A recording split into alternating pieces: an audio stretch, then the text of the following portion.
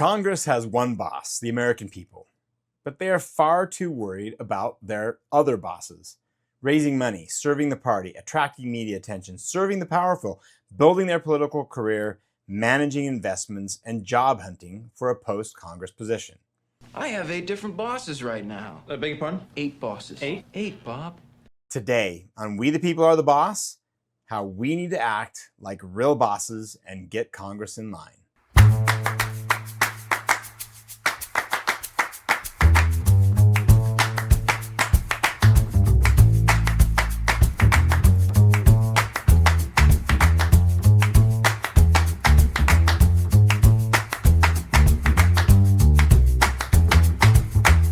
We believe Congress should be a sacred duty, demanding sacrifice like we demand it of our military.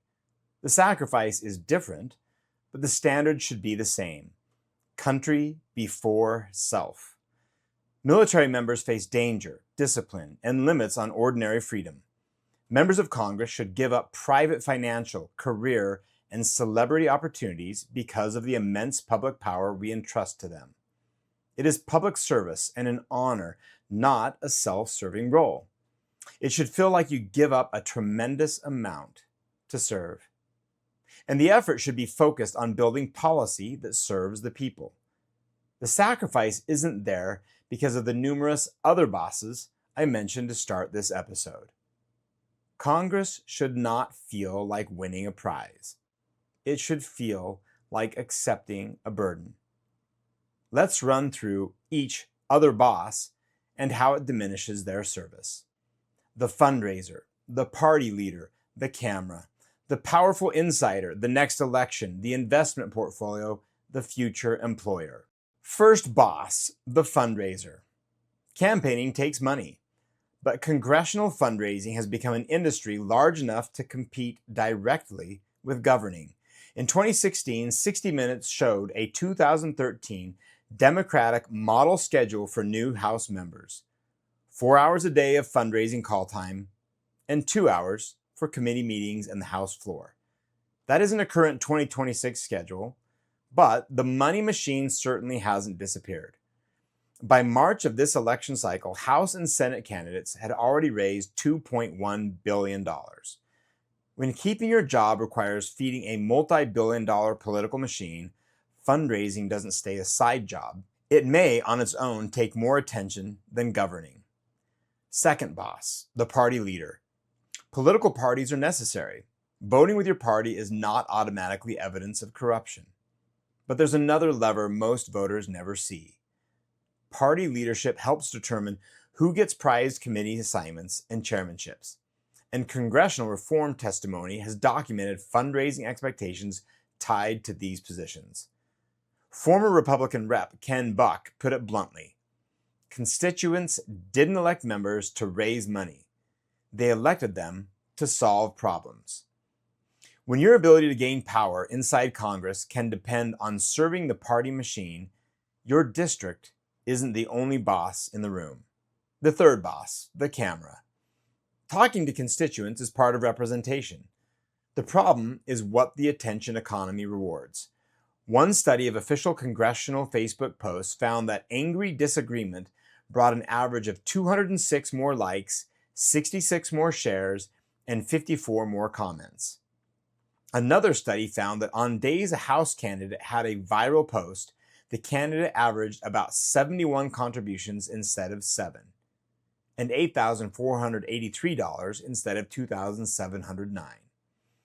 That doesn't prove the viral post caused every donation, but it shows what the system rewards. So imagine the choice: 5 hours quietly negotiating a bill, or 20 seconds destroying somebody in a hearing and going viral. One may govern better, but the other has an instant scoreboard. The fourth boss, the powerful insider. Lobbying itself isn't the scandal. People and organizations have every reason to tell government what policies will do to them. The issue is who gets through the door. Researchers working with one advocacy organization sent meeting requests from real local constituents to 191 congressional offices from one undisclosed party. The requests were nearly identical, but some constituents were identified as campaign donors. Access to a member or chief of staff rose from 2.4% to 12.5%. Access to any senior policymaker rose from 5.5% to 18.8%. That doesn't give us a universal national rate, but in this study, donor status changed access. The study didn't show money buying a vote. It showed money buying something that becomes before the vote: access. The fifth boss, the next election. A House member serves a 2-year term. Think about what that means. Get elected in November, take office in January, and almost immediately you're raising money, building lists, and protecting yourself in the next election. But the pressure doesn't always come from the whole district. Fair Vote reported that 367 of 435 House races in 2024 were decided by at least 10 points. Unite America estimates that 380 seats were effectively decided in primaries by just 18.1 million voters. Those are advocacy group estimates, not official government counts.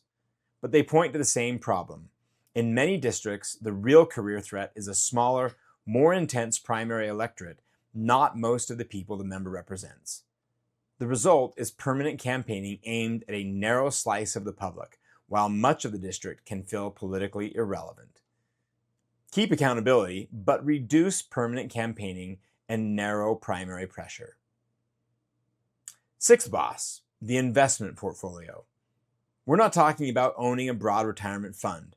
We're talking about members holding and trading individual securities while helping write the laws that affect the economy.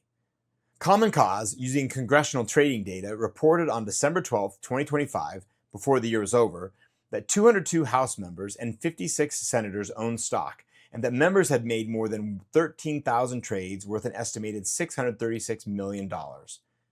That does not prove insider trading. It proves something simpler.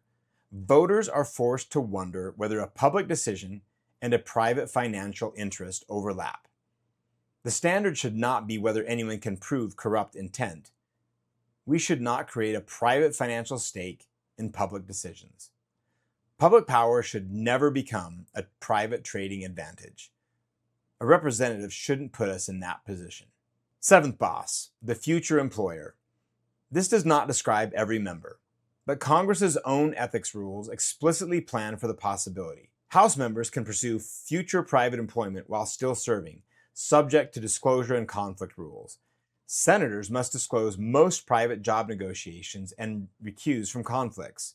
They cannot negotiate a lobbying job until their successor has been selected. And after they leave, former House members generally face a 1-year restriction, and former senators a 2-year restriction on certain lobbying contacts. But Senate ethics training says something extraordinary. No ban on behind-the-scenes work. The revolving door doesn't have to involve a suitcase of cash. Sometimes it's simply knowing who may hire you next.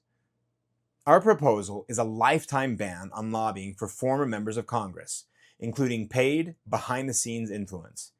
Yes, that restricts their personal freedom.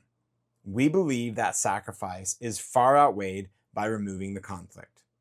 The future employer should never become a boss. We believe serving in Congress should be a sacred public duty. Look at what we ask of people in the military. We ask them to surrender ordinary freedoms, submit to extraordinary discipline, put country before personal interest, and sometimes risk everything. Because their responsibility is that serious. Members of Congress are not making the same sacrifice, but the power we give them is so immense that congressional service should demand its own profound form of sacrifice. If you want the privilege of writing the laws that govern hundreds of millions of people, you should have to give things up. The freedom to use public office to build personal wealth. The freedom to spend your working hours courting donors. The freedom to serve your party before your country. The freedom to turn public power into celebrity or into a lucrative job after you leave. As I said before, Congress should not feel like winning a prize. It should feel like accepting a burden. It should be well compensated, properly supported, and deeply respected. but it should require members to surrender opportunities that conflict with their one real job, serving the American people. Visit wethepeoplearetheboss.com or WTPATB.com and add your name to one public instruction for Congress. We organize the support by district and state, outside both parties, and put the same demand before incumbents and challengers. Watch the main method video to see how your involvement can make a difference. Why? Because in the US of A, you are the boss.